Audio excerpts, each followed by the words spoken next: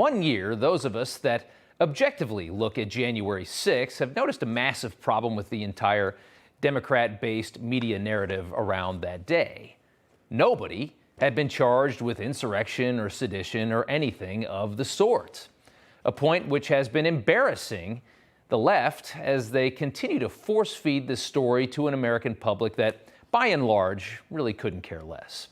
Shameless cable news anchors hyperventilating every day over an ugly event that most Americans had noticed but disregarded by about January 8th. Here's Utah Senator Mike Lee just this week making this exact point.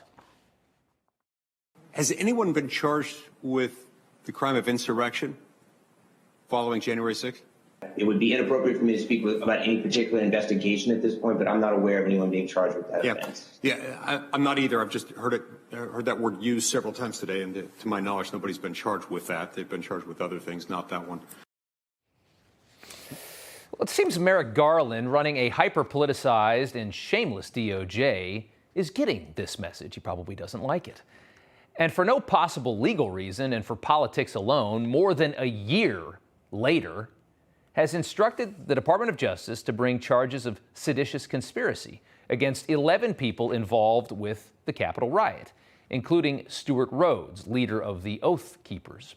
The indictment handed down by a grand jury Wednesday, with details being released to the public yesterday, alleges Rhodes and others tried to, quote, oppose the lawful transfer of presidential power by force through the events of January 6, saying those riots were an illegal hindering or delaying by force the execution of the laws governing the transfer of power.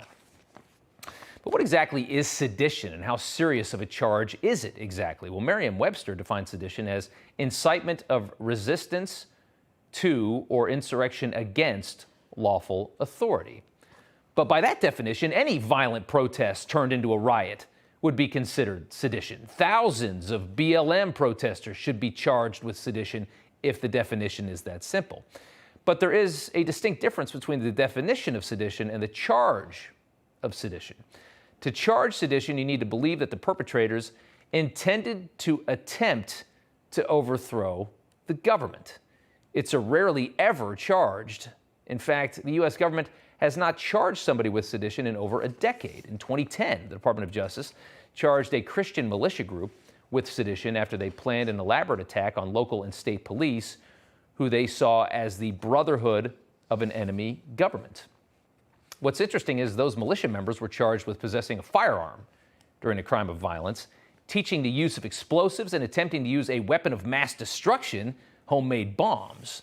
You notice something very interesting there, right? Firearms, explosives, homemade bombs, weapons one would use to actually try to overthrow a government or a police department or whatever, some faction of government. That kind of makes sense. Merrick Garland, in his dumbest move yet, and that's saying something, is about to try and convince the American public that January 6th rioters were trying to take over the government without any weapons. There's a reason that this charge hasn't been filed in over a year. The reason is it's so asinine. Here's Jill Sanborn from the FBI. This was her testimony 10 months ago. How many firearms were confiscated in the Capitol or on Capitol grounds during that day? To my knowledge, we have not recovered any on that day from any other arrests at the scene at this point. But I don't want to speak on behalf of Metro and Capitol Police, but to my knowledge, none. You see, there is why they haven't charged this seditious, whatever it is, sedition, I guess. That's why. Because it would make no sense. The left will argue that the rioters had weapons. They were mostly flagpoles, not one firearm, not one gun.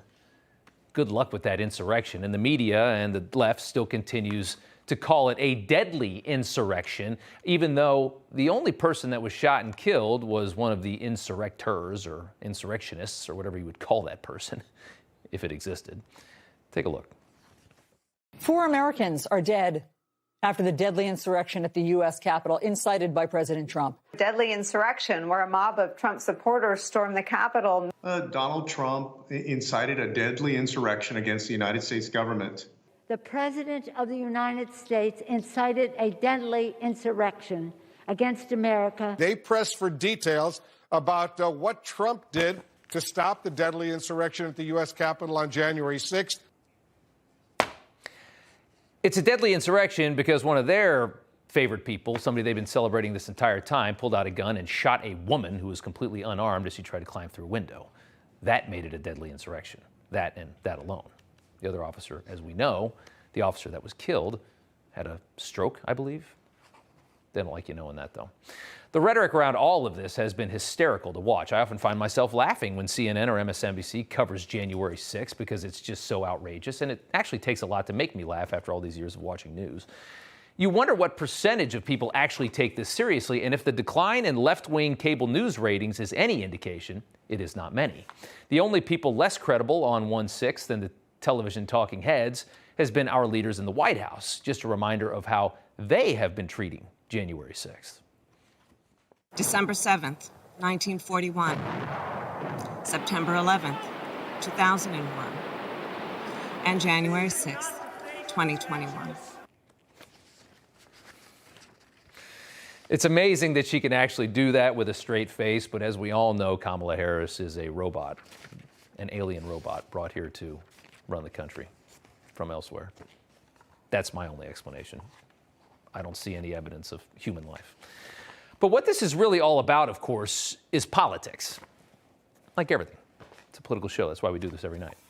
They try to convince the American public that this was an insurrection so that they're justified in weaponizing the Department of Justice against American citizens. They need to be insane insurrectionists or else they can't do all the stuff they're doing to these people. And that, of course, is a tough sell after we watched the same DOJ ignore violent riots for months in 2020, which is why they've had to be so aggressive about it now. They've had to inflate what January 6th was to this insane point so that they can do this. Otherwise, we're all just going to sit here and say, but you didn't care about any of this kind of activity. You didn't care about far worse activity. I mean, let's be honest, the summer of 2020 was a hell of a lot worse than January 6th. I mean, I think everybody, I don't care what your political party is, I think anybody can see that. Cities burned, destroyed. I mean, cops attacked. I mean, it was quite a display.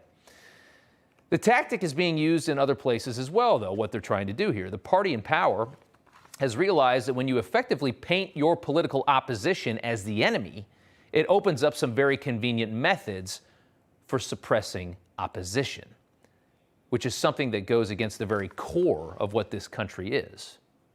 Of course, these people don't care about this country or the Constitution. They really just want to remain in power, and they want to get more power.